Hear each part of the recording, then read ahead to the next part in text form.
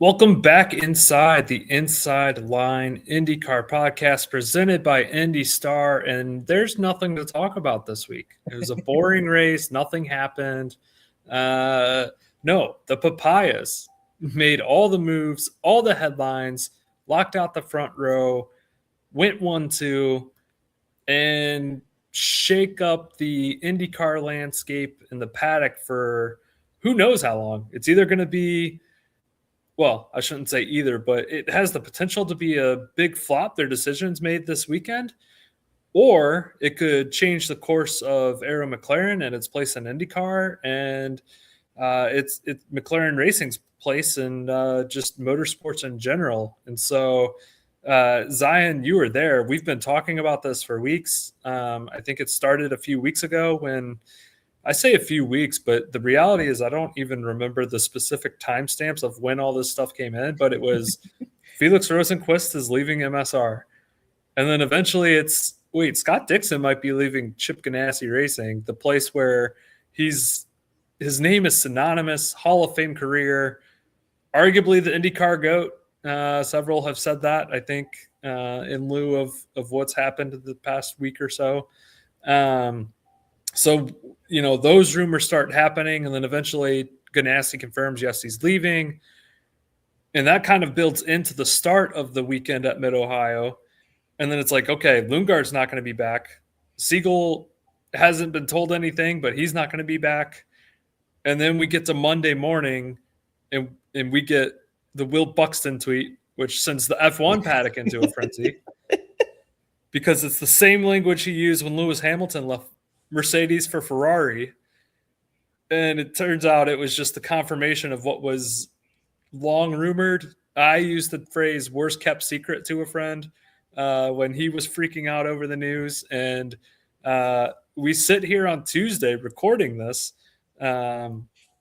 largely because Zion did a terrific job on a story that posted this morning on IndyStar.com that kind of gets into the weeds of why this happened. This move of Scott Dixon, Felix Rosenqvist to Arrow McLaren, unseating Christian Lundgaard, who has been the best McLaren driver results-wise, if you care about wins, and Nolan Siegel, who, put together another top 10, by the way.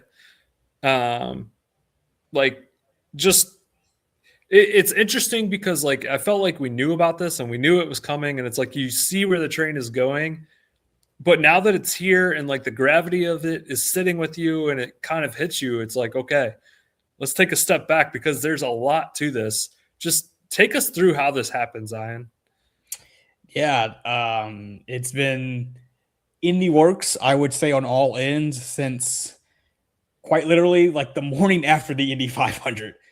I remember telling you right after Detroit that there's some talk about the Dixon part of this. And if I remember correctly, you kind of called me crazy, so I would like my apologies on that. Yeah, I did. But I don't know exactly when his exclusive negotiating window on his contract ended with Ganassi, but it was sometime in between the 500 and Detroit. I don't know if it was literally the next day or the Thursday. I don't know, but it happened within that week. And usually Scott Dixon, who I've been told with Ganassi for some time now, I signed a 1-year contract, a rolling 1-year deal. Typically in this span that he's done that, he hasn't really let it get to this point where they get past that exclusive negotiating window. So that was kind of the first time oh, that's interesting. And then we get to Detroit. And he makes those comments about Honda after the hybrid failure. Or he doesn't, I don't think he said anything about Honda specifically, but we know a criticism of the hybrid is essentially a criticism of Honda. Okay, that's kind of footnote number 2, interesting. And then that proceeds. And then it's a little quiet for a few weeks on his end. And we get to Road America, and it's oh, it seems as if Felix might be kind of looking elsewhere. And we come to learn just a few days later that he had told the team sometime going into Road America that he was leaving. So his part at that point kind of seemed clearer. But even then, I still kind of thought it was Andretti just as much as it was Arrow McLaren in his future, right? I was split between those two. But it, of course, ends up being Arrow McLaren. Scott Dixon, sometime in the last, I'll say, week and a half, notified Chip Ganassi, Mike Hull, the folks at PNC, that he had decided to leave. And that leads us into this weekend where the contracts were agreed to. Not sure when they actually technically signed, but the contracts were agreed to this weekend officially for both of those two guys, and with Ryan Hunter-Reay. I think that was a big part with him. If you go back to when he was announced sporting director in June, I think I said it on this podcast. I was told about that like a day or two before they announced it. And I planned to get it officially sourced, and then they just announced it. So it was whatever. But when I was initially told about that, I was just told, yeah, he's doing the 500. Like that was a done deal already is what I was told. And I'd be willing to bet that the reason they didn't announce that at the moment was because they weren't sure, A, if they were getting Scott Dixon, and B, if they were to get Scott Dixon, if he wanted to do a full-time schedule or just a 500 entry. But obviously Scott Dixon wants to drive full-time still, and he will be doing so next year, which leaves that door open and leaves that seat open for Ryan Hunter-Reay to return in the fourth Indy 500 car. And then we get to this weekend. Thursday, we learned that Dixon's leaving. Friday, we talked to Christian Lundgaard. He's somebody who I would say always has an irritated tone to him, but even more so this weekend. He's pretty short with us in our questioning about everything. And he incorrectly tells us that he's not allowed to negotiate with other teams yet, which I know made a lot of people upset. Like I posted that like 45-second video and people were outraged about it. And then Sunday morning between the warm up and the race, I learned that was not true. He couldn't sign with another team yet, but he was allowed to start negotiating. Tony Kanaan gave him a letter saying as much. They also told Nolan Siegel sometime in the last couple of weeks that he would not be back, which I don't think was a surprise to anybody or Nolan Siegel, considering Tony Kanaan made the top 10 being pretty clear to start the season. So they laid the groundwork with their two current drivers, essentially telling them, hey, this won't be continuing on to next year. And then on Monday, it was made official. I think it's interesting. Like, yeah, there's so many places we could go with this right now, but Nolan Siegel having to be top 10, and now you look at Christian Lundgaard, who is third in the championship and was top 5 last year. And it's like, if that's not even good enough for your number 2, then like, how is top 10 ever a realistic goal here? I mean, that's not really the root of any of this, I think, as we know.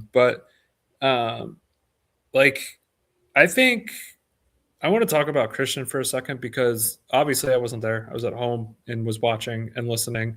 And like, yeah, you could tell how irritated he was just in his body language. Like, his body language alone just told such a different story this weekend.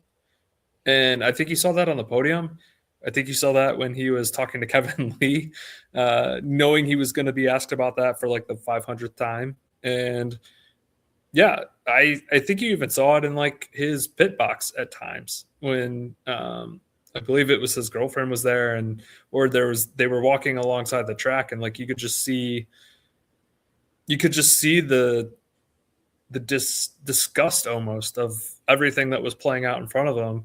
And here he is, he gets the P1 and darn near goes out and wins the whole thing wire to wire. And obviously he's going to be disappointed for finishing P2, even though, theoretically you shouldn't be, but you made one mistake and that's what cost you the race. And yeah, I mean, what a weekend. Like, I empathize with him, because it's like, man, you just had, like, if you looked at just on track stuff, like, it's a pretty great weekend, but everything that was happening off track, I think, really festered too. And just, oh man, feel bad for him. Yeah. It's not an easy position to be in. And I know a lot of people have said, well, he's going to get one of these, Ganassi seat or Shank seat, or maybe the Andretti seat, whatever. And, he'll be fine. And while that's true, he probably will be fine. I think that takes out the human element of things that so many of us watching from afar just tend to forget. He wants to be with this team, right? Like I don't think even if they had let the exclusive negotiating window on his contract pass, I don't think he was like just eager to just see what was out there, right? Like he's had the 2 best years of his career right here on this team. And for him, there's no reason to believe that he can't continue to grow and have great seasons with Arrow McLaren. And so, yes, you can say, oh, he can land in the 9, and that'll end up being better for him. And then maybe a year from now, sure, it will be. But in this moment, when you have been your team's best driver all year and they're still telling you, hey, we're good, that's gotta hurt. That means something. And that's gotta, hurt a little bit. And I'm sure that this last week for him has just, been quite the annoyance, I would say, all around. Yeah. I mean, I agree. He's going to be fine. Like, he's what, 25? Like, yeah, not even. He's got a couple weeks, I think, till he turns 25. He'll be okay. I think. I do think it's interesting that like Tony Kanaan's choice in this is going for veterans, and I think that like there's several reasons why it's Dixon and why it's Rosenqvist. And one of the things you hit at in your insider that posted this morning was, well, there's several things, but I think one of the things that was fascinating to me in thinking about this and like teamsing back and forth as these before this thing was official with our good friend Nathan Brown too, it was like, think about the move from like team to team. Like McLaren is they have like a little bit of a rivalry. I think it's safe to say with CGR, and it stems from Palou and the lawsuit. But now you're taking a great teammate and confidant from Alex Palou. You look at the MSR and Chip Ganassi technical alliance, and you're taking Felix Rosenqvist from that. Like, I feel like this is a layered decision, and I think it's one that's very calculated too. Like, I don't think they were just like, oh, it's Felix Rosenqvist and Scott Dixon. Like, how could you not do this? Like, I think it's, especially with Dixon, I think it's very targeted. I like that you said that at the end, especially with Dixon. The Felix part of it, I think, is less targeted and less planned out. The Dixon move, I don't think that. I think that this was in their mind from the start of the year. Like I said, he always signs a 1-year deal. I don't know who heard what, but I remember in St. Pete, a group of us talked to Mike Shank, and he just mentioned that Dixon was a free agent, but like not necessarily like as if he knew he was leaving or anything like that. But he was like, oh, we might be able to see what's up with Scott Dixon, like just kind of casually, and that maybe rang some alarm bells. Graham Rahal, funny, he claimed that he felt like he had a decent idea this was coming for 3 or 4 months. And then Scott Dixon was like, really? So I don't know what conversations they may or may not have had, but this is something that has been floated in the air. And I was even told going back to the beginning of May, the week before the GP was the week of the F1 Miami GP. So of course McLaren sends all the IndyCar drivers plus Tony Kanaan plus Ryan Hunter-Reay. They were all down there. Scott Dixon was there as well, and I was told that at some point those two met up, and just like in a hospitality area and whatever. Like, if you ask Tony Kanaan, he'll say it was a casual conversation, or that any of the conversations he had with Scott Dixon up until a few weeks ago were casual. I'm not here to say if they were or were not, but I do know that was something that a few people were able to kind of spot down there in Miami at the beginning of May. That was the same weekend that, unfortunately, Alex Zanardi had passed away. And, those two guys both had a relationship with him. So I'm sure there was some reminiscing and, whatnot going on there with that. And then, once again, a few weeks after that, the negotiating window ended, and Aaron McLaren really decided to pounce and lure him away from CGR.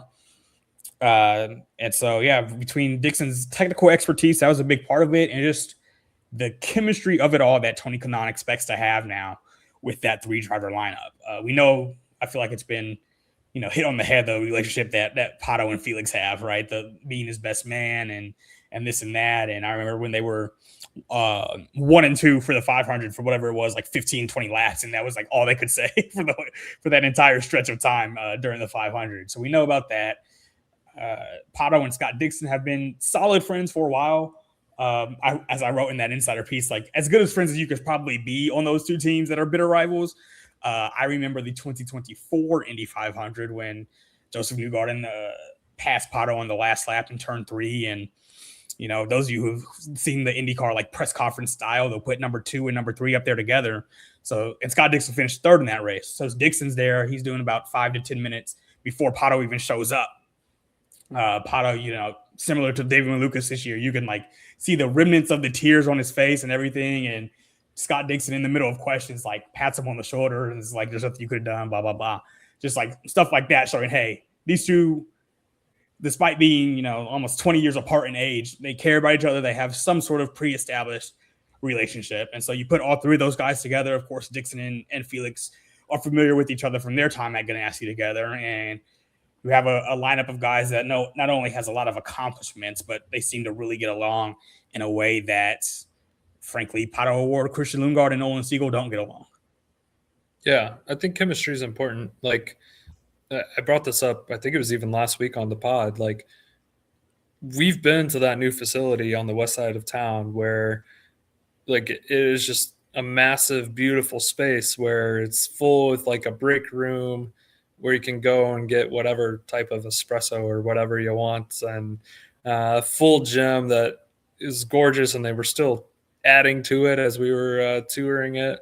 But then just like the shop itself, like you could spend so much time in there, right? And I think I likened it to like the college footballification of IndyCar almost. Like these college football programs build these massive facilities because they want their guys there all the time.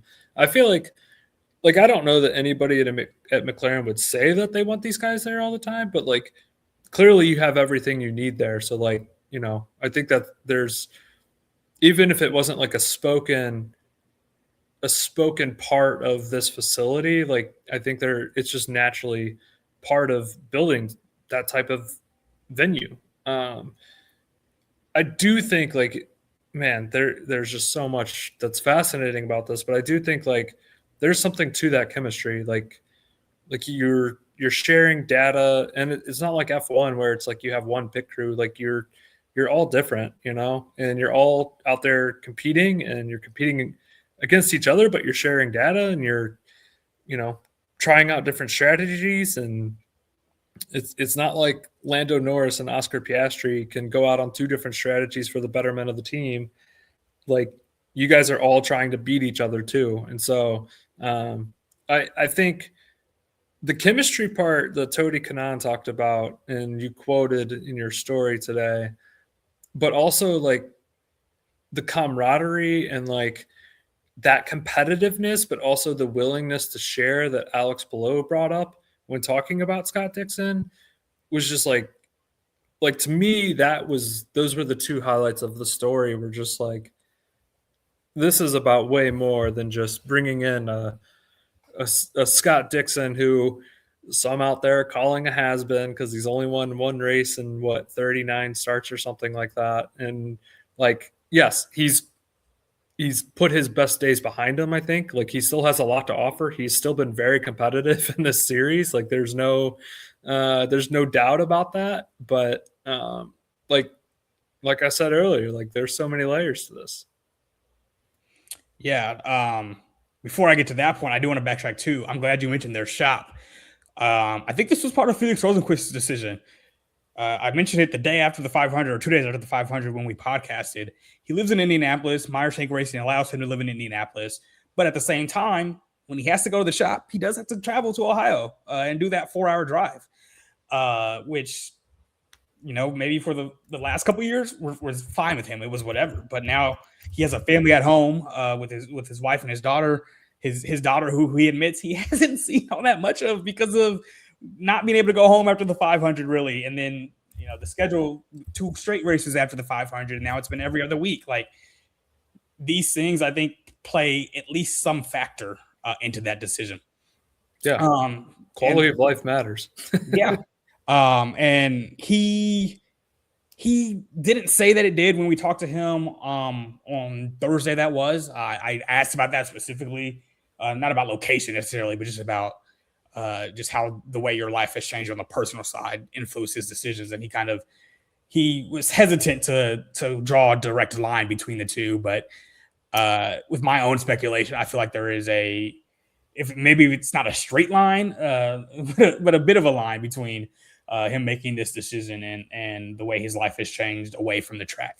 But yeah, getting to the camaraderie part of it all and the sharing data and whatnot, like I don't think Scott Dixon and Alex Palou are best friends as far as hanging out the track and whatnot.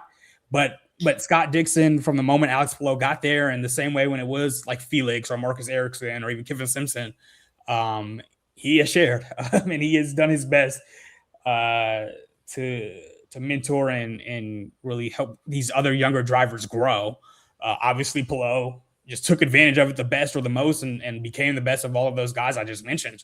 But despite how competitive Scott Dixon is, despite how much he wants to beat everybody, including his teammates, he's not a driver who is, who is selfish about the way that he goes about sharing his information, whether it be on the technical side or just about what to do on the inside of the car. Yeah. Let's talk about this from the McLaren perspective. Both McLaren Racing and Arrow McLaren, the IndyCar's subset, for lack of a better term, of the McLaren Racing mogul that Zach Brown leads. I think it's well known that he wants to bring a triple crown to McLaren Racing, and they need the 500. Pato Award's been there a couple times, locking up second. But you bring in the reigning Indy 500 winner, which I'll sidebar on that in a second. And then Scott Dixon, a guy who's won it and has won the IndyCar series. Like, I think this is as much about the Triple Crown as like trying to foster competitiveness in their team and give themselves the best chance that they can to, win the series as well and dethrone Alex Palou. Absolutely. The phrase I've kept hearing, whether it was Scott Dixon on Friday, it was like a bit of a slip up from Scott Dixon. All weekend he went without saying, but he said something. He said something about positioning himself for the next 2 years, and I was like, you told us you haven't agreed to anything yet. What do you mean what does that mean? And I think Tony Kanaan in one of the interviews he did also said the next 2 years. That's the phrase. I think when they say the next 2 years, they specifically are referencing the Indy 500 the next 2 years to go along with, of course, the new chassis being introduced in 2028. But I think this team is banking on the fact that next year they'll have 4 cars and 4 drivers. I think they can win the 500. We'll see if Ryan Hunter-Reay keeps going on to 2028 or not. But it'll still be, in their mind, 3 cars at least in 2028. So I think that is the ultimate goal for them. I think as long as Christian Lundgaard doesn't win the championship, they will not care if he finishes second or third with another team, if they can also still win one of those Indy 500s. That is the way they're approaching it.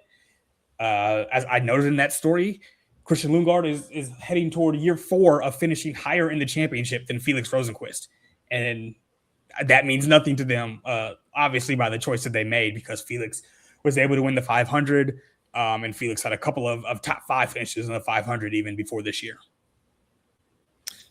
Speaking of Felix, I remember IndyCar getting dragged for using AI in a social media post, and that has resurfaced this week in lieu of this news where Felix Rosenqvist was depicted surging past David Malukas to cross the bricks, but his car was an Arrow McLaren car. Of course, he raced for Arrow McLaren before, so there's probably some of that history that brought that back up. But also, it did make me wonder, was there some recent documentation that AI pulled from the internet when generating that? I will cut IndyCar some flack. I will correct you a bit. It was a Fox video. Yes, there, Fox. So I want the folks at Fox are gonna be mad now, but they made the video, so whatever. But yes, that was very funny to see resurfaced.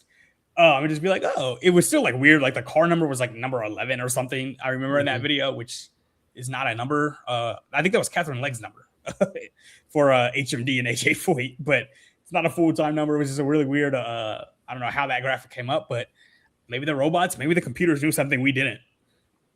Yeah, I don't know. My apologies to IndyCar. We have blamed IndyStar has blamed you many times for things, and I am wrong in blaming you for this. As I am wrong in laughing at you for saying back in May, June. At that time, it was like it was June pretty 2nd. close. Yeah. For laughing at you for suggesting Dixon would leave Chip Ganassi, but I was pretty much basing that off of conversations from the previous year. So yeah, things change clearly. But anyway, I just had to laugh because I know that video resurfaced this week, and it was interesting. It was some foreshadowing, maybe, kind of like Tony Kanaan did to you and other reporters at Long Beach. Right. Yeah. Good point. I listened back to that just because I remember that there was some talk about Siegel and Lundgaard, and frankly, I hadn't really been able to talk to Tony Kanaan until after Pato won on Sunday. So I was just like, let me see if there's anything in here that's interesting. And like I said, he talked about his teammates of the past. It's a long list of great teammates he had in his career, right? Zanardi, Greg Moore, Dixon, Hunter-Ray, Dario, like all these guys that he was teammates with in the past, and how they all became close friends. I know I'm missing a couple off the top of my head, Den Weldon, but all these guys he became friends with. And again, he specifically said his current drivers aren't friends. They don't go to dinner together. And he said something similar to me in the story I wrote about Ryan Hunter-Ray when me and him just had a one-on-one, me and Tony Kanaan. And both times he said, it doesn't necessarily bother him. It's just different, right? It's that, you know how it works, that older person who is trying to understand maybe a younger generation or what's going on with a current regime, but doesn't necessarily love it. And I think the seeds of that were clear in his statements that he made, that, like he understood that they didn't have to be the best friends the way that he was always good friends with his teammates.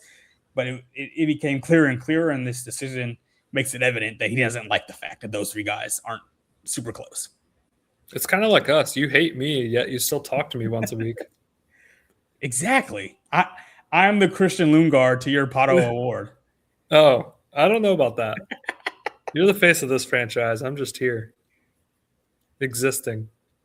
Speaking of Pato, we haven't even really mentioned him, but he surged past Lundgaard on lap 42. A little bit of a checkup from Lundgaard, went a little wide, got into the marbles, and Pato took advantage and then raced home from there. A race at Mid-Ohio that featured a grand total of 0 yellow flags.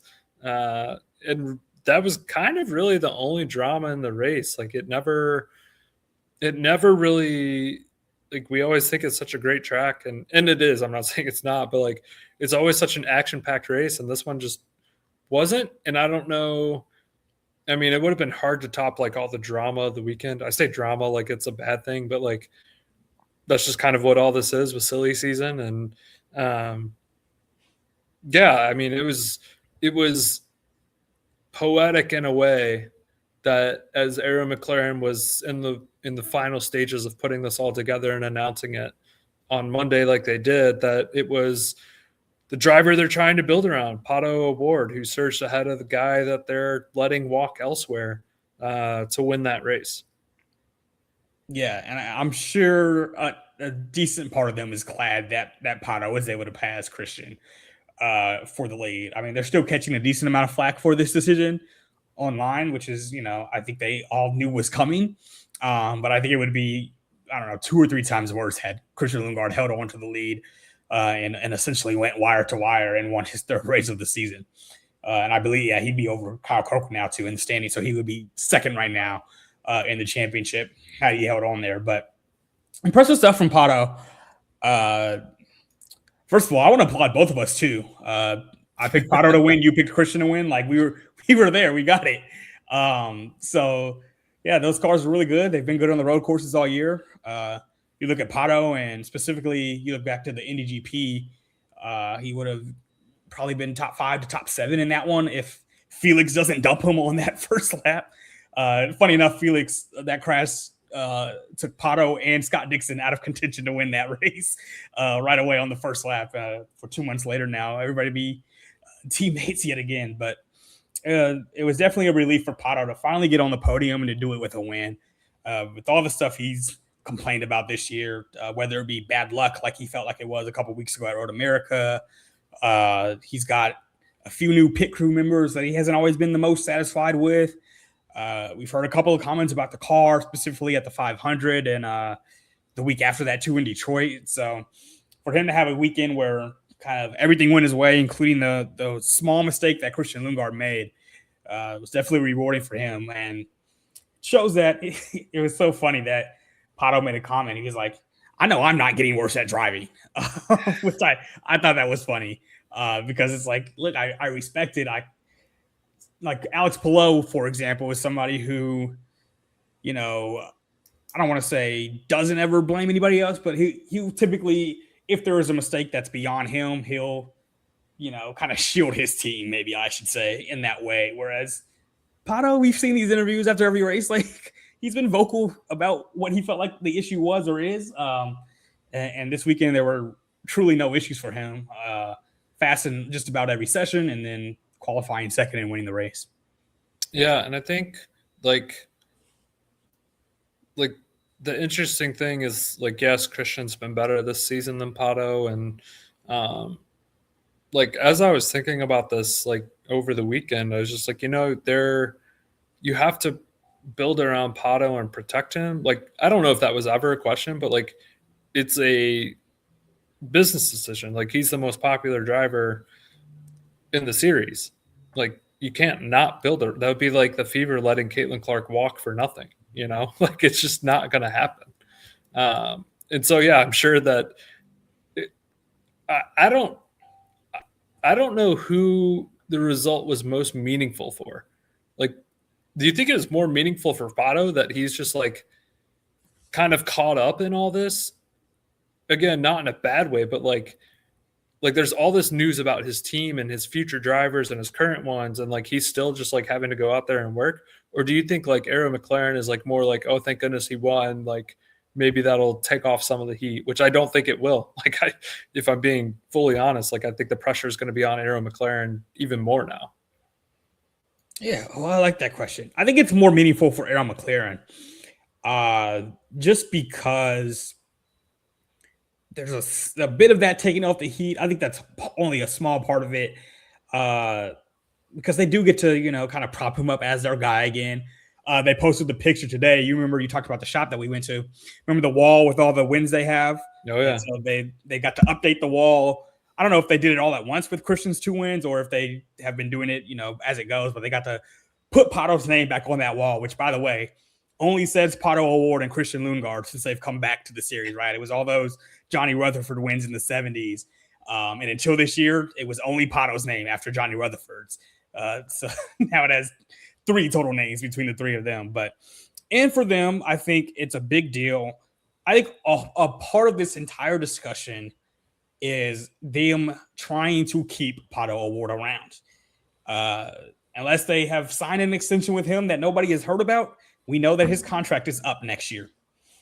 I think with just the overall personnel around him, you know, setup of the car, they have to prove to him that it's worth re-signing, because truly, since Pato Award joined this team in 2020, he's never really been in the contract here. If you really read through the Palou court case, that's a big part of it. The way that this team felt like not having Alex Palou like force their hand to keep giving Pato these you know, tremendous raises and early extensions because they couldn't really afford to even, you know, play around with the idea of losing him. And obviously they don't want to lose him anyway.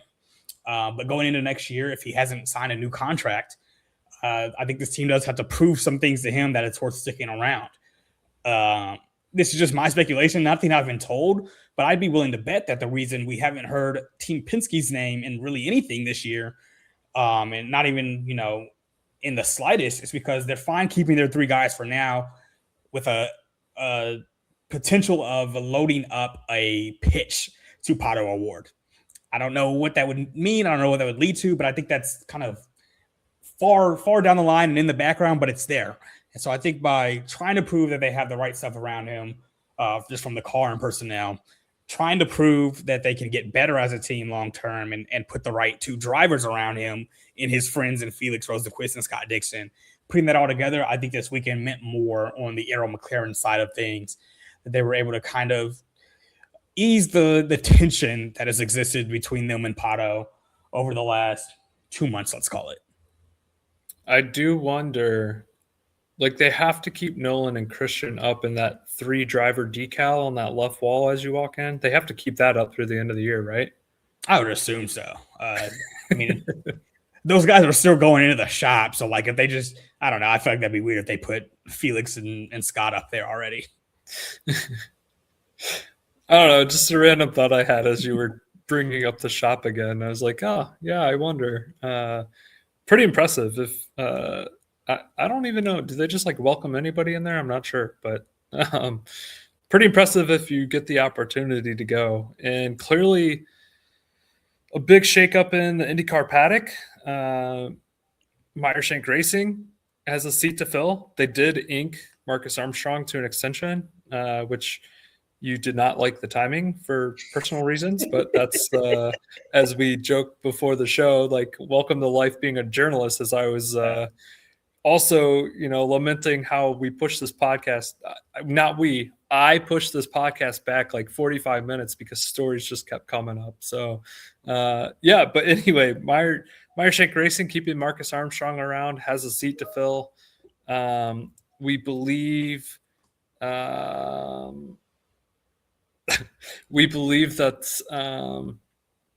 we don't know what Andretti Global is going to do. Marcus Ericsson believes that he's still got the seat and will have the seat, or at least that's what he said after Gateway, which I guess that's been a month now, just about. So, yeah. We don't know what's going to happen there. Chip Ganassi Racing has a seat to fill. There's been talk of maybe Juncos Hollinger Racing selling off a charter. Like, we just like the bombshell of the first domino silly season has arrived, and there's still so much more to happen, and plenty of drivers who are proving themselves, among them Rinus VeeKay, who had an excellent weekend at Mid-Ohio. Absolutely. Second time in 3 races he's finished 4th. And actually, I feel like we rarely shout out kind of both Juncos cars on the same weekend, but they were both actually pretty fast. Stingray finished 22nd because, unfortunately for him, he had his second best qualifying run all season long and had to serve the grid penalty for an engine change, which we knew was coming with him. There's a long list of Chevy guys where that's just coming at some point in the next few races. So I assume all of them, I think a lot of them might try to do it going into Nashville just because it's an oval and it'll be easier to pass than some of these other courses. So we might see like 4 of them in Nashville. Among them, I believe Pato and Nolan Siegel are going to be up pretty soon here. So watch out for that. But those Juncos cars were pretty solid. Rinus specifically, again, back into the top 5. And I got a couple minutes with him after the race and just talking about his stock and trying to figure out what's next for him next year. And he made a funny comment. He was like, I feel like I'm Bitcoin in 2017 right now. So he's of the belief that he's going to land one of these top seats. On Friday, he made a comment. I didn't know what he meant by it, but he said, I kind of already know what I'm going to be doing. I don't think that means he's agreed to anything, but I think that means he feels like he has multiple options, essentially. So I wouldn't be shocked to see him get the 9 seat. Like, I know coming into this year, that would have been such a crazy thing to say that Rinus VeeKay would sub into the 9 seat, but like, I don't know. We just talked about it with Arrow McLaren. Ganassi may not prioritize it to the same extent, but Rinus is a guy that, especially in qualifying, has been very good at the Indy 500. And this year, he actually, for the first time, or technically the second time in his career, but essentially the first time in his career, he finished higher than he qualified this year in the 500. I think that's something that team will look at. and consider. You talked about Marcus Armstrong. I want to go back there a little bit and talk about how he was maybe somebody we thought was going to be the front runner for the 9. And he would not bulge when we asked him this morning or this weekend if there is still any Chip Ganassi contract along with his MSR contract. He wouldn't answer. By the way that he answered and declined to answer, I would guess no. But I was unable to get confirmation on that on either side. But they're switching him over to the 60 car, which I think means something. That's the car that is tied to the Sirius XM liveries and the deal there. I think that is significant, meaning kind of they see him as their number one driver, no matter who they're assigning to be his teammate next year. So he'll stay put there. And now we're going to have this race to figure out who can sign a deal with CGR to be in the 9 car. I'm glad you brought up the Sirius XM liveries because I've been meaning to for like several weeks because I think they have put together the best collection of liveries all season. And maybe that's just because I'm a music person, but like I really enjoyed them. Better than the Penske throwbacks? Yeah. Okay. I've seen those before. I like the I know a lot of people have thoughts about the company, and I've never even used the brand. So I don't even know, but I like the Pelot OpenAI liveries. I'll be honest. Yeah. Once again, I've never once used OpenAI. I think everybody's used some form of AI, but I've never used that specific one. So I couldn't tell you if it was great, terrible, or somewhere in between, but I don't know. I think those cars look really good. Yeah. It's a sleek look. Yeah. Yeah. I don't know. I mean, Rinus has positioned himself well, but I think it was Juncos' 3rd Fast 6 and like 1st in several years. Yeah. He's 11th in the championship. That would be the highest they've ever finished. And I think it's by like a significant margin, if I remember correctly. Yeah. And I think, I've only been around this IndyCar here for a couple of years, but like, I think something that's not often said and probably because it doesn't need to be, but like he's doing this in inferior cars, so to speak. Like it's not he's not been at top tier teams. And so it's just like, that there's a lot of talent that Rinus VeeKay possesses. So I think if he gets the chance, whether it's in the 9 at Chip Ganassi or if it's at Andretti in the 28, like I think there's a lot of excitement of what he could do in the high powered machines. Yeah, no, absolutely. It's been an odd career that he's had because it started off the first really like 2 seasons with ECR were so promising. And then after that, it kind of stalled out there. And then that kind of led to the question, is it Rinus or is it ECR? Has a solid season at Coin last year. Decides to leave and comes to Juncos and seems to be on the up again. And now it looks like there's a solid chance he'll land a better seat than he's ever had before. And if that does happen, I'm excited to see what happens to him in his career because I don't believe he's ever actually even finished in the top 10 of the championship. But it could be like a David Malukas-esque situation where he joins an elite team and then all of a sudden we're looking at him as a championship level driver in year 1 with a new team. Yeah. I think one like non-silly season thing, because since you mentioned Malukas, I think it was him who was, I want to say it was him. Somebody was asked this weekend of like what it's like racing against Alex Palou, someone who's so dominant. And whether it was Malukas or someone else, like the comment stuck with me that like him being so good is elevating all of us and it's elevating the series. And I think it has been much better this year. And we've seen parity. I mean, Alex Palou has not been perfect, which, I think what he did last year was just so fascinating to watch as he, tried to chase the wins record in a single season and ended up falling short. But then it was like, okay, like, is this just it? Like, is this just what IndyCar is going to become? And it hasn't been. Like, Alex Palou regressed to the mean a little bit. And I think other drivers have stepped up because they've been forced to have to step up. VeeKay being one of them, and like his team, I think it was Will Buxton brought it up during the broadcast, but like they're a top 5 pit crew. So like that has helped him immensely this year.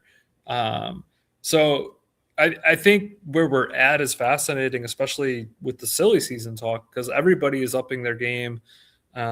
Malukas, as you mentioned, has stepped into the 12, replacing Will Power, and has done a very admirable job. I was hopeful that, I would have been fascinated if we got to like the last 2 races of the season and Malukas still hadn't won, yet he was still within striking distance of Palou. What would happen to have someone not win a race and win the series? I thought that would have been a fun storyline, but it appears that's not the case now. But then you look at the young talent here, like Kyle Collette's name has come up, and I have championed it, I will admit. But I've championed Kyle Collette because he has been in races late and just hasn't always been able to push through. There's been a mistake or he's been bumped or whatever. This weekend, no exception. He mentioned that there was contact with Dennis Hauger that cost him a top 10 and he finished 11th. But, could he be a guy who goes to MSR in that second seat? Could he be a guy that Chip Ganassi is so enthused with and is like, this guy can win races, I want him? I don't know where he's going to end up, but he's been really impressive too.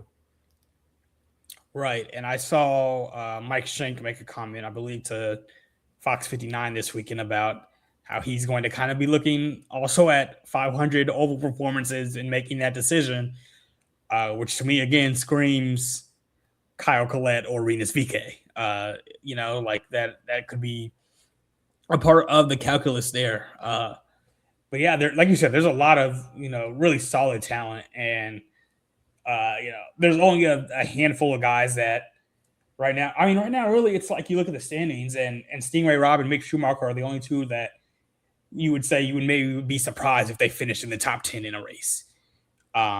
Just because they haven't done it and neither of them has come super close to doing so to this point in the season. But everybody else has had their moments. I don't know if we plan to get back on Nolan Siegel, but I look at him and I feel like so many people are acting like he is done in IndyCar now. And I just don't think that'll be the case. Obviously, we know he's bringing funding to whichever team he would be able to get to. But you look at the last 2 months he's had, and it looks worse than it should be because that 21st place finish in Road America was going to be 8th or 9th until Joseph Newgarden dumped him. But this has been probably the best 2 months of Nolan Siegel's career. And people need to realize he's 21 years old. Was he ready to be in this seat as a 19-year-old? Absolutely not. But does that mean his whole IndyCar career should be over 2 years later? No, that just means he shouldn't be in an Arrow McLaren seat, and that's okay. But I don't think we have seen the last of Nolan Siegel in IndyCar. Even if he doesn't get a seat next year, I could see in 2028 or 2029 him finding his way back. So, yeah, there's a lot of talent and a lot of guys who are capable of a top 10 or even a top 5 and podium level finish week in and week out. Yeah, I think it's fascinating. It's in sport in general, I think it's easy to forget that these are humans and they have their own development tracks and you never know how they're going to operate. We heard Caitlin Clark say last week, I'm not a robot, even though she sometimes just gives the same media trained answer every time. And, but the reality is they're not robots. They are there to entertain us. That is a part of this. Sports is entertaining through a competitive lens. And I think that's why we like it. But also the whole reason I got into journalism is because there's a human element to it. And I love getting to experience that when I was a reporter talking with people and trying to understand and trying to relay that and connect to the reader, to the athlete or the coach or whatever, what they're going through. It's not just a dropped pass. It's mother's going through cancer or something, there's so many things that contribute to the mental makeup, which again is why I love sports. We have Simone Biles in Indianapolis now because her husband plays for the Colts. It's think about the mental makeup of an Olympic gymnast and what they're asked to do and how hard they have to train. And I just think it's incredibly not spoken about enough, how much that contributes to things. And I think Nolan, at 21 is probably going to find another ride, and I would suspect sooner rather than later. But one of the other things you hit on, and regardless of where Christian Lundgaard ends up, his oval prowess is not there, but he's about to turn 25. And a lot of the guys we know who have developed into oval drivers have not found it until later in their careers anyway. Yeah, and that's part of the gamble that McLaren's taking with this. But Christian Lundgaard in Nashville, that'll be his 27th oval start of his career. And I put it in the story, but Alex Palou didn't get it done until number 29. Will Power was his 24th oval start. Will Power was a guy that people thought early in his career he might just be out of a seat at Penske because of how much that team prioritizes ovals, and he couldn't get it done yet. Dario Franchitti won 3 Indy 500s, and he didn't win it on an oval until his 45th start on an oval. Like, it is not too late. I know he has a somewhat large sample size at this point, but I don't think it is like too late for Christian Lundgaard to figure out ovals, and I'm sure he doesn't think it's too late either. And quite frankly, I know they have Pato Award, but I would say that's more of a driver thing than a team thing. Quite frankly, the overall car setup and just engineering aspect of Arrow McLaren's cars on ovals probably contributes to his, shortcomings on ovals more than his own driving does. And so you look at it and you say, okay, if he can get to Ganassi, which is, has all their Indy 500 wins. Of course, Palou just won one. Dario works for that team. He'd be working with Mike Hull, who, you could argue is probably the best strategist in the series. That would change a lot. Or you say, okay, he goes over to Andretti maybe. He's working with Will Power. Ron Rosevsky's over at that team. They're trying to figure it out themselves, right? They hired Will Power this year to basically do what Scott Dixon's going to try to do with Arrow McLaren next year. But he would have that guidance. And then Meyershank Racing, they've clearly figured it out as far as these car setup on ovals goes. They've won the Indy 500 twice in the last 6 years. Them, Penske, and CGR both have 2 wins in that span. Elio's on that team. Enough said there. He's going to have 3 good options if those are all his options. And I think whichever of those 3 teams he ends up with, he's going to have a support system that will help him get better on ovals. I'm not here to say what his career will look like as far as ovals go, if he can ever actually compete for an Indy 500 or not, but I don't think we have seen the best of Christian Lundgaard as it pertains to what he can do on ovals.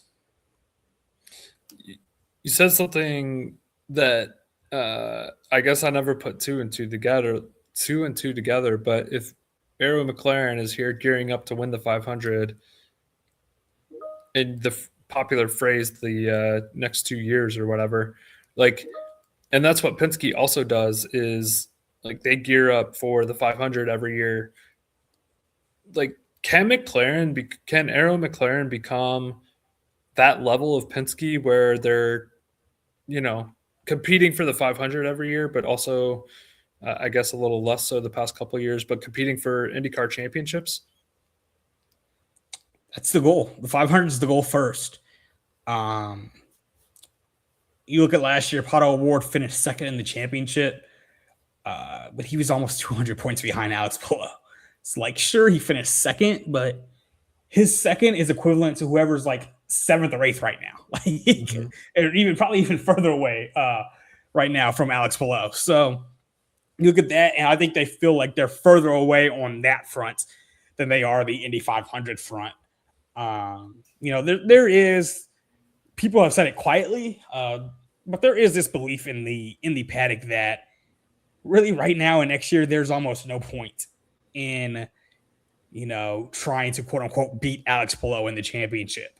And when I say there's no point, obviously everybody's trying to win as much as they can, but it's almost as if a lot of these teams are saying, why are we prioritizing a championship we probably won't win over a 500 that anybody can win?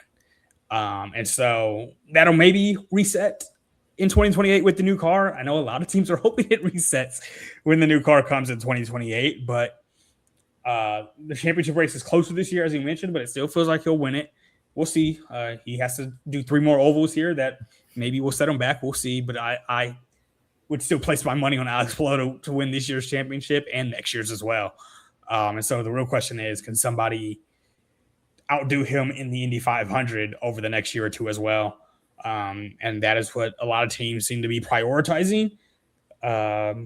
So it'll be interesting to see. It'd be I think hilarious if Alex Palou also did what he did last year and won both.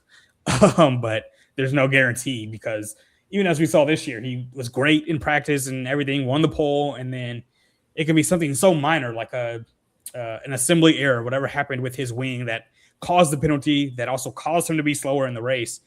And so I think teams are banking on the fact that they won't always be perfect on the day before Memorial Day. And that's what they're hoping for.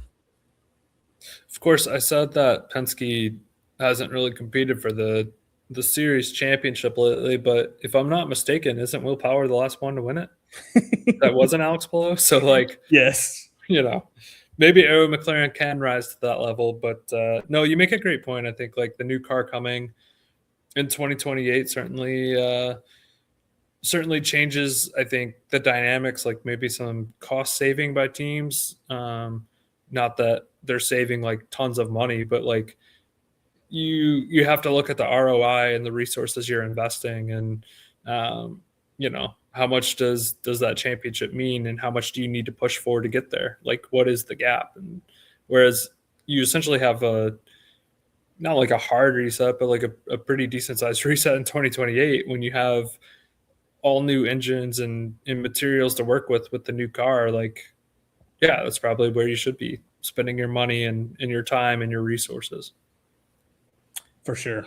And again, I'm willing to be proven wrong on the Palou front. Like, I think we should talk about it more next week, but we have a little race brewing. Like, Kyle Kirkwood, Christian Lundgaard, and David Malukas are hanging around.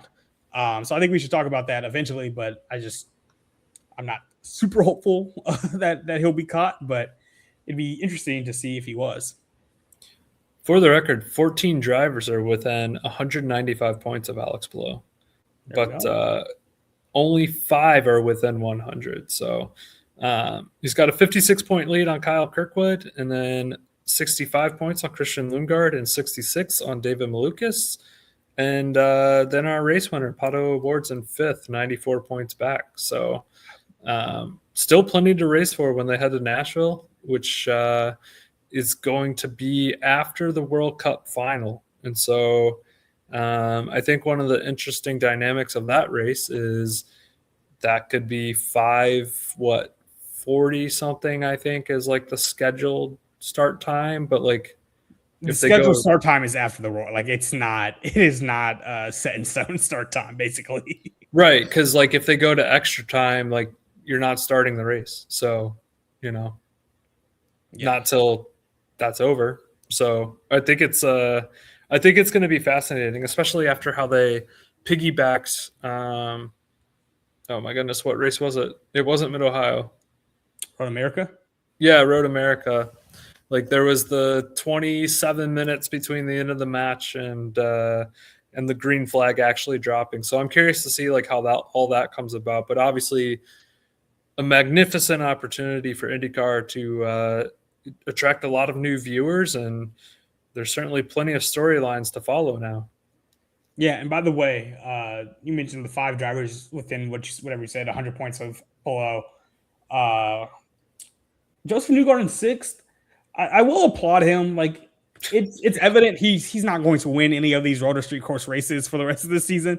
But like, P9, like he's found a way with the right foot braking and everything that's going on there. And really, I should probably applaud the whole team between the car setup and the strategy as well. I think that's played a big part in it, but they have just found a way to have, Road America would have been a better result if not for, like I mentioned, him dumping Nolan Siegel and getting that penalty. But they have found a way to essentially on track have 4 straight top 10 results, even despite the fact that his right foot has some major injury. I don't know exactly what it is, but it's something major. So kudos to him. Yeah. I have to ask, you were served Buckeyes in the media center, and I need to know your honest thoughts. Okay, I should have said this last week. I'm like iffy on chocolate. Like, I'm not the biggest chocolate guy in the world. I think my biggest complaint with Buckeyes, I thought it tasted fine. I thought it tasted solid. How am I like supposed to like pick it up and eat it? Like that was my biggest issue. I was like, my hands were all chocolatey, and I was like, why? But it tasted fine. I didn't have any problems with the taste of it. It's hard to screw up chocolate and peanut butter. Yeah. Like, I don't know. Like, I wasn't trying to like build it up into the special thing like In-N-Out Burger, but like, I don't know. It's just it's just one of those like childhood memories I have of like, oh yeah, you go to the store and you get Buckeyes or you get Malleys or whatever, and it's like, here's this fun Ohio, I don't know about delicacy, but like, you know, they're not making Buckeyes in Madison, Wisconsin. So, although I think someone actually did bring in Buckeyes for one of the Wisconsin games I worked, which is kind of funny. But you know, like, you know, it's just kind of like one of those cultural things that reminds me of like growing up in Ohio. So, you know, Yeah, I like the taste. I don't know. It felt like something you almost should have had silverware with, but it's like a candy. So like, why in the world would you have silverware with it? no, that's a hot take. These must have, yeah, I don't know. They're just like little candies. You just pop them in, you know? Well, I mean, and they served them in the media center at a time when like it was like a good time of day. It was qualifying, so Saturday when we had what ended up being a 2.5 hour delay, and it was like a perfect like this will hold me over till I can somehow get to a restaurant at 9 p.m. on a holiday. So Buckeyes holding you over. I can't even fathom. Oh man, that was a fun day. By the way, the 4th of July that we spent watching thunder clouds and lightning. Yeah, exhilarating. I mean, it was similar here. Like there were thunderstorms. I want to say around dinner time, and then like it was like, okay, like there's still lightning, but then people are shooting off fireworks anyway, and it's raining, and they're still shooting them off, and I'm like, okay, like cool, man. We didn't mention it. Alex Palo's pole streak ended. Yeah. Well, I mean, I did say that Christian won P1. Well, yeah. And actually, I think the bigger news, it's the first time in 2 years that he hasn't been in the Fast Six on a street or a road course, which is like, I didn't realize that, but that is insane. Yeah, that is crazy. When they flashed that on Fox, I was like, surely that can't be true, right? Like, no way. And yeah. And yet he still finished top 5. So yeah, weird day for them, like it's a worse day than we expect from Ganassi. Like none of them were all that fast this weekend. Yeah. I mean, it's not like top 5s. Yeah, I don't know. I mean, have to go very far to get top 5, but also like, I don't know. They kicked Dixon out of the engineer meetings, and all of a sudden, I'm kidding. Oh, that's what I was going to ask. On the 4th of July, did you organize a cookout for Sir Chip Ganassi and Mr. Zach Brown? Zach Brown wasn't there. I know Zach wasn't there, but you know, I will say I did see Chip and Tony Kanaan embrace each other before the race on Sunday. It was like a brief conversation, but it's not like they like walked past each other or anything. Like they shook hands and talked for 30 seconds. So it's not all bad blood. I saw on the grid from Bob Pockras that Roger Penske was at least standing there next to Will Power. Here we go. Everybody's mending their relationships. This is beautiful. We're all friends here, except for Zion. He hates me. You're not on the grid pre-race, so I'm okay with it. Not this year, no. I was for the 500 last year, and that was such a cool experience. But yes, I that's my favorite one to be on there for, which is like kind of a dub, but it's fun. They did have a decent flyover this weekend. It's not 500 level, but since it's 4th of July weekend, they had a little something, a couple planes fly over. Yeah, very patriotic.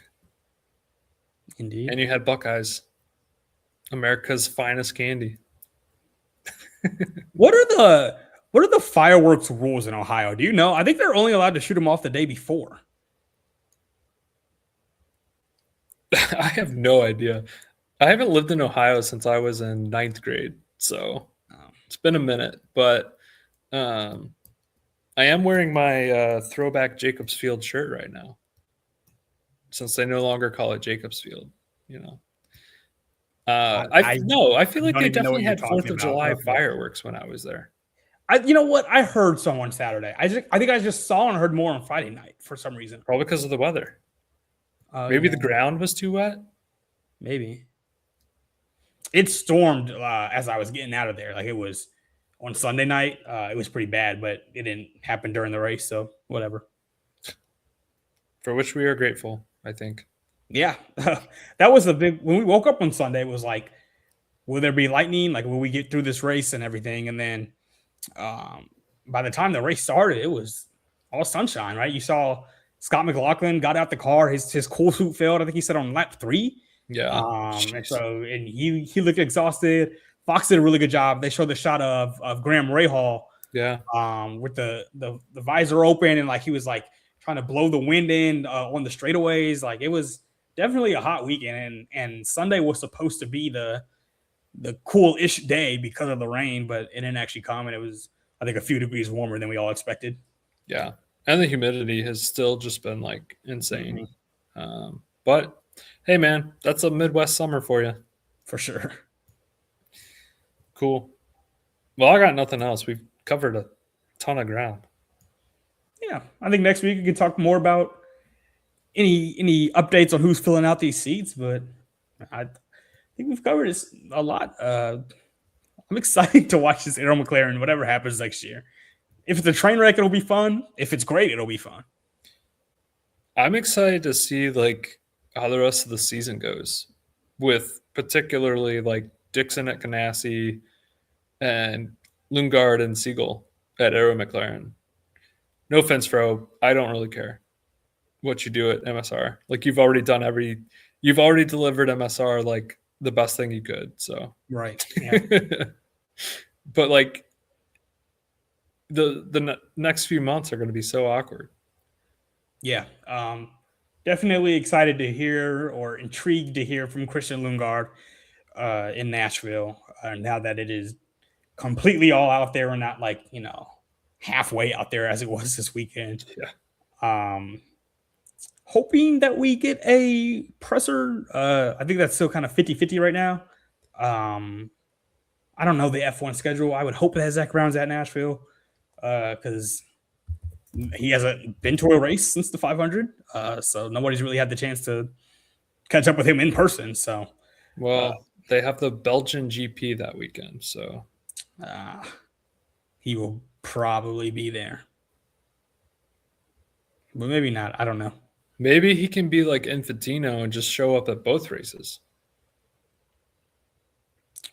Go for it. I say go for World it. Cup president who just happens to be at every single game. Well, we need to get Zach Brown in contact with him, and they figure it out. I mean, Zach has to have a private plane, right? I would assume as much, yes. Like, he could probably do it if he wanted to. Yeah. Maybe he'll show up on like Friday and then go back to. I could see that. And Nashville is like if I had the chance to go to an F1 race and to Mid Ohio, I'm probably going to an F1 race.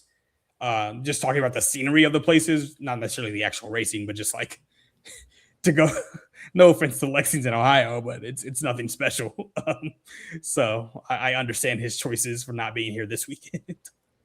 Some would say they should race at Burke Lakefront Airport in Cleveland. I remember those when I was younger. I remember. I'm not saying it. Some have said it, though. Sure. I don't know. I don't think that'll happen, but sure. Never say never. Well, I will be looking for Christian's McLaren driving around the streets of Indianapolis for the next few months. And yeah, I don't know. We need the yes to like, does he have to give it back, or like, does he just get rid of it? I'm guessing it's written into his contract that it's like a loan or something. Like they loan it out to him. My guess is the team owns it. Well, it's got a couple more months with it. Yeah. Well, that's all I've got. I don't know. We'll see. Cool. All right. Well, if you guys have stuck with us for all 70 minutes of this show, Hopefully you've enjoyed it. Like there's just so much to get through. Like even just with the Arrow McLaren part, like I think that was like the first 38 minutes were dedicated to that, and then like still weaved it back in throughout the show. So clearly the news of the weekend. They locked out Mid Ohio for qualifying, and then locked out the top two of the podium too. So a big weekend for the papaya, and reshaping the course of the IndyCar paddock for 2027. And who knows about series history? That story will unfold over the next few years and beyond. And at least in the short term, Zion and I will be back to uncover it. You can find us at IndyStar.com. The YouTube page, which I had hoped, probably not. If there was a Buckeye review on the YouTube page, probably not. I don't know that I would want to watch it with the way Zion talked about it, but he does go behind the scenes, and you can find so much more in real time from the racetrack, from events around the races. The YouTube page is IndyStar TV : IndyCar. It's a green logo with a star. Easy to find. Does a terrific job there. And yeah, we'll have plenty more to come on IndyStar.com this week, next week, throughout the season, throughout silly season. And until next time, thank you for listening. Go like and subscribe to the podcast YouTube page, IndyStar.com, and we will talk to you soon.